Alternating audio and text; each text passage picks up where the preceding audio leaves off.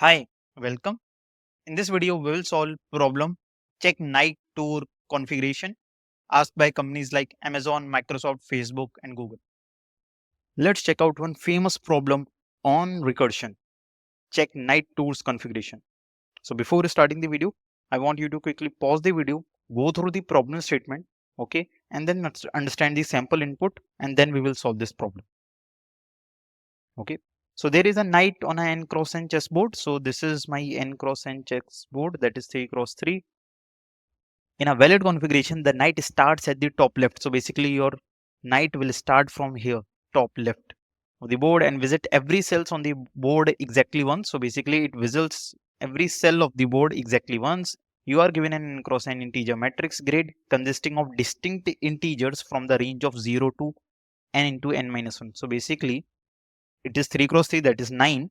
So the total numbers that are represent on this matrix is from 0 to 8, and you can check 0 1 2 3 4 5 6 7 8 till 8 we have numbers, where grid row column indicates that the cell row column. So basically this row and column represents the cell, and grid row and column cell that the knight visited. So basically it tells about where the knight visited, and the moves are 0 indexed. So basically the whole matrix is 0 indexed. You need to return true if the grid represents a valid configuration. Okay. So valid configuration, what is this valid configuration? This is the basically movements of knight. We will talk about it, that we need, if there is a valid configuration, we need to return true, else we need to return false. Okay.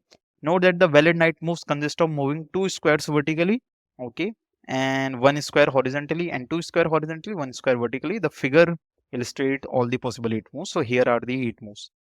So basically, let me tell you how the knight moves. Okay, basically, if you know that in chess there are total 4. Actually, there are 2 opponent game. Okay, in one opponent we have 2 knights, and how knight moves.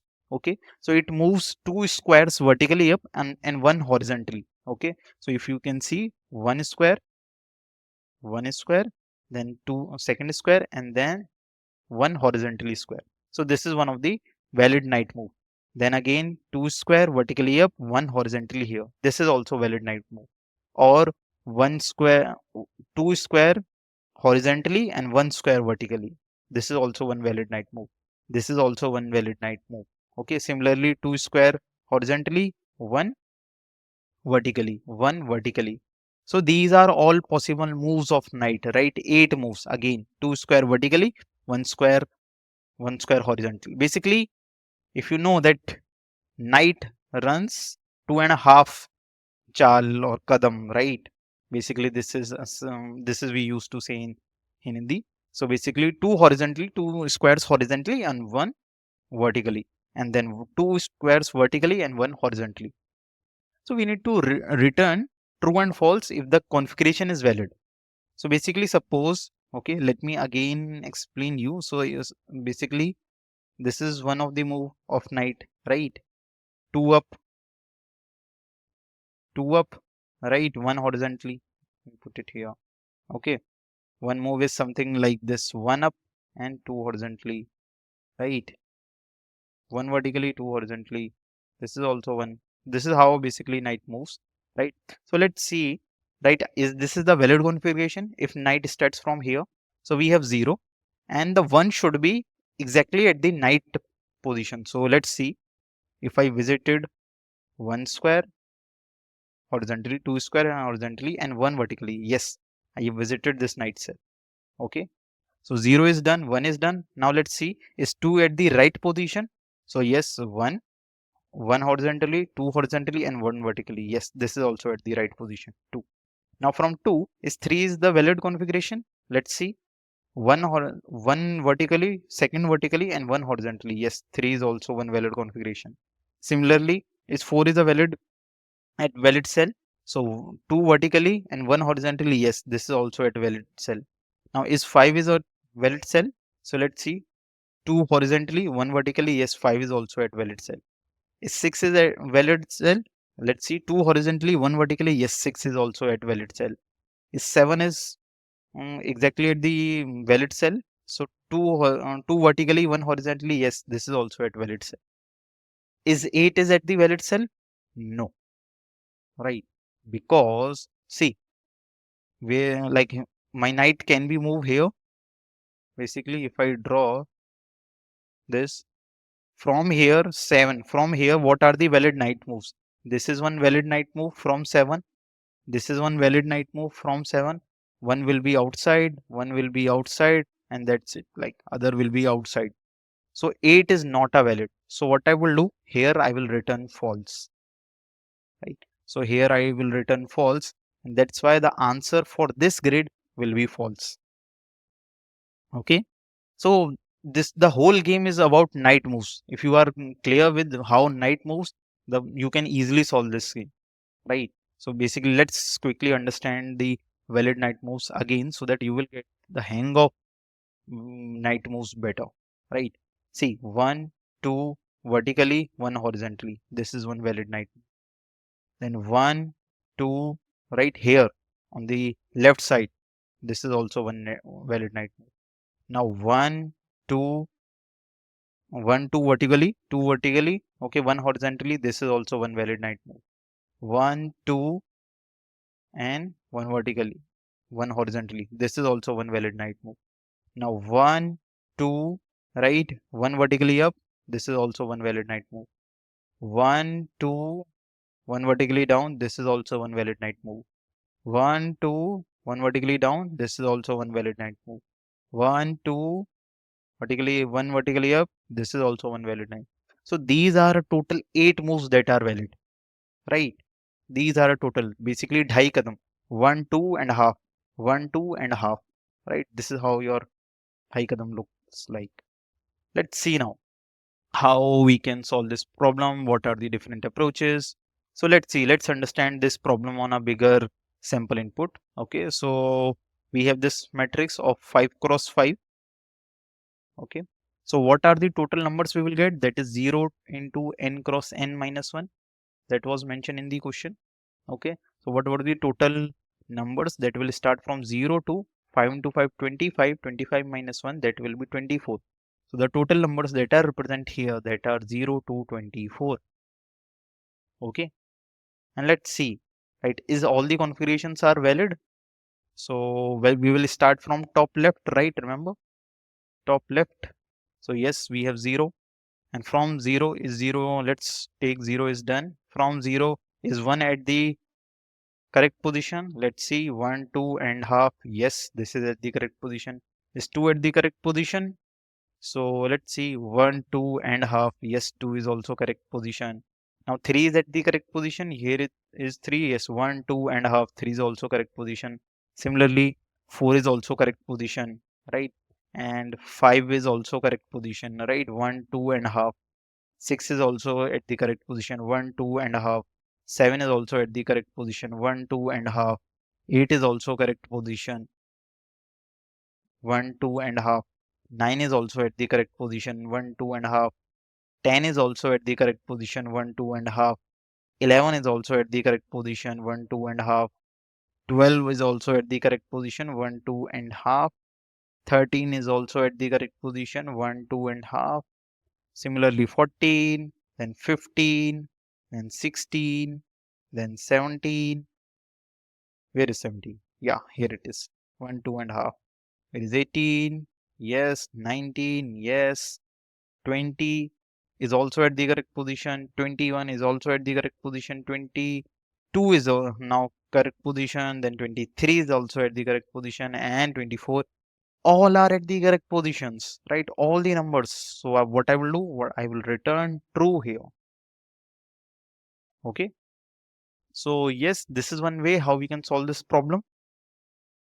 So now let's see this, like how we will apply this approach. We are getting the sense, this is making sense, but how we are going to apply this approach. Okay, so let's see, let's understand it. Let me copy this grid and let's paste it here, bigger term, so that we will get some of the idea. So basically I want knight movements, right?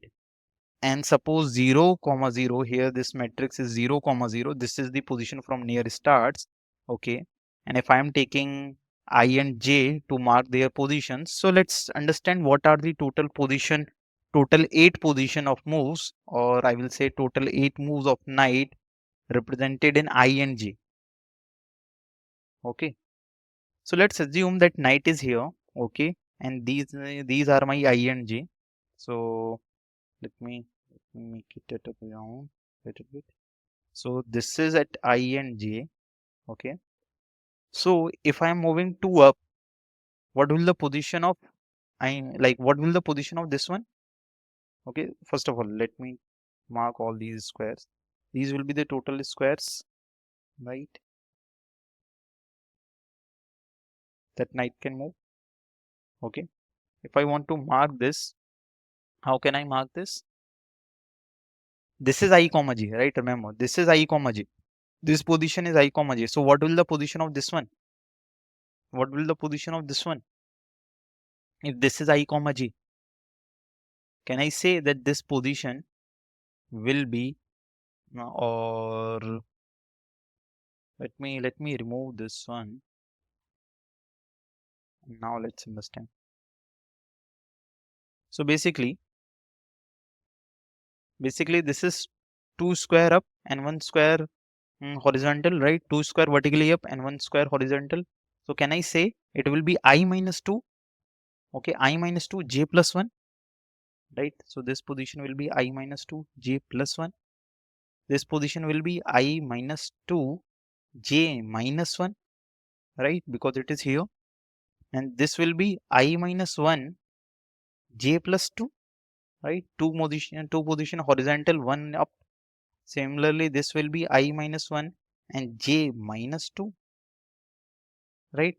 Now this will be I plus 1, okay, and j plus 2, right? Similarly, this will be I plus 2, j plus 1. Similarly, this will be I plus 2 and j minus 1. And this will be I plus 1 and j minus 2.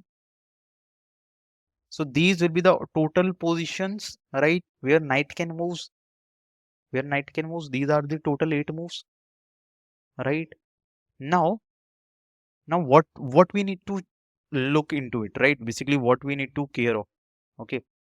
So there are total 8 moves. Okay. And what I will do in each move, my term is getting increased by 1, right? Whatever the count is getting increased by 1, right? Count will be count plus 1, right? Count will be and again count plus 1. Similarly, this is moving on each function call, right? In each function call. So now let's try to build some code of recursion. Okay. So let's see how my pseudo code will be. So basically I have night tour. Let's call this function night tour, where I will pass my grid. Okay. And I will pass the I, j and x. Let's take x as in count. This is my function. Okay. Now inside this function, I want total 8 function calls basically of night moves. Okay. I want total 8 function calls. Okay. So what I can do, one way is basically from this function, I can again write the same function night tour. Okay. And same grid. And I will say, basically I will call all function like I minus 2 j plus 1. Okay. And x plus, because one movement will be increased. Okay. Then the next function call will be night tour grid, same, and same I minus 2, then j minus 1, again x plus 1, right? And this so on, right? I will call 8 functions.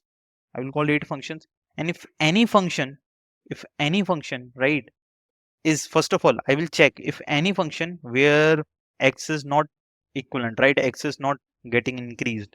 Okay. So I will simply return false, right? I will simply return false. How? What I will write this condition. Okay. Like if grid, whatever the value in grid, that is I comma j, if it is not equals to x, right? suppose the x should be 2 or suppose the x should be 20, right? Because how I am calculating x plus 1, right? One by one we are counting. It should be 20, but the grid represents something, a false number, 18, something else. So can I say directly I will return false? Okay. No need to do any type of hard work. Okay. And also in this grid, okay, if by any position, right, by any position, suppose my knight is here, right, and one move will be outside, right, one move will be outside, right. So if the move is outside, can I directly return false? Because this is outside of it. I should be remain in the grid, right? I should be remain. My I and J is starting from here. I should be remain in the grid. How I will be remain in the grid, right? So we will write the base condition of it. What will the base condition? That is, I should be strictly, I should be like, if first of all, I should be greater than 0, right? But if it is less than 0, or suppose J is less than 0, or suppose your I is getting so much increase, greater than equals to grid dot length, okay, or suppose J is getting greater than equal to grid dot length, okay. If any of this condition is happening, right, is possible, what I will do, I can directly say return false. I will directly say return false, because like if you are getting outside of it, you should return false. Okay, I will check for the other possibility. I will check for the next function call. So basically I will call all the functions and I will check for the possibilities, right? If any of the function is giving me true, then it is a true case, right? Otherwise all the cases are false. And what will the last condition? Suppose you reach to the end of the game, right? So you should need to return true, right? So what will the last condition? I will say, first of all, why this, if I will write one condition. Suppose if my grid comma I comma j reach to the last point, right? What will the last point? Let, let's suppose your x, when your x will be, let me write it like this, when your x will be is equals to grid, let me say instead of grid dot length, let me put n is equals to grid dot length. Can I say if x is equals to n into n minus 1? This is your last point. If it is equals to this, that means we have reached to the end. Can I return true here from here? Right? So basically I call the all the functions, right? I call the functions one by one. So how I can call it? Basically what I will do, I will write one, suppose if condition, right? I will call one functions that is tour. Okay. I will call simple one grade. Then I will call I minus 2, j plus 1 and x plus 1, right? This is one of the function call, right? If suppose this is like suppose, right, if this is returning me false, I will check for the next function call, right? So I will write or condition, right? Or, because if any of the result is giving me true, that means the answer is true, right? Because like there can be false, right? Suppose here I am outside of it, but that doesn't mean I should return false, right? There are other possibilities, right? So the answer will be true if any one of is true, right? Any one of is true, but it won't be false if anyone is false, right? It will be true only when any one of is true. So what I will do, I will write or condition and will write the other functions. That is night tour grade I minus 2 j minus 1 x plus 1. Then I will write again one or, okay, and I will write the other functions. My tour grade, okay, I minus 1 j plus 1 x plus 1.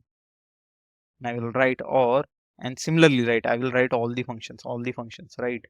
And if any of the function is true, right, what I will do, I will simply say, right, if this condition exists, right, suppose if this condition exists, what I will do, I will simply say return true. Otherwise, in the last, the output will be false. That means we are not able to find out. So here you can see this is a like bit of boring. I need to write so much all these functions call, right? So we can structure it in a much more better sense. So I will create a 2D array, right, of my moves. Okay. So basically this is my array. Okay. Suppose this is my array. Inside this, what I will do, I will store all the moves. So one move is I minus 2 j plus 1, right? I will store it. Then the next move will be I minus 2 j minus 1. I will store it. Then the next move will be I minus 1 j plus 1. I will store it. Then the next move will be I minus 1 j minus 1. I will store it. And the next move will be I plus 2 j plus 1, right? Then the next will be I minus 2 or I plus 2 only, I plus 2 j minus 1, right? Then it will be I plus 1 j plus 1. Then the next will be I plus 1 and j minus 1, I guess. Okay, sorry. This will be I plus 1 and j plus 2. I plus 1 j plus 2 and I plus 1 j minus 2. These will be total moves in your in your 2D array. And now what I will do, in this function, right? This function, basically I have created this function. In this function, I will call this. I will call this under for loop, right? I will call this function, right? Basically, suppose you can name it, right? Suppose I have next of I. I want to know what will be my move next of I and next of j, right?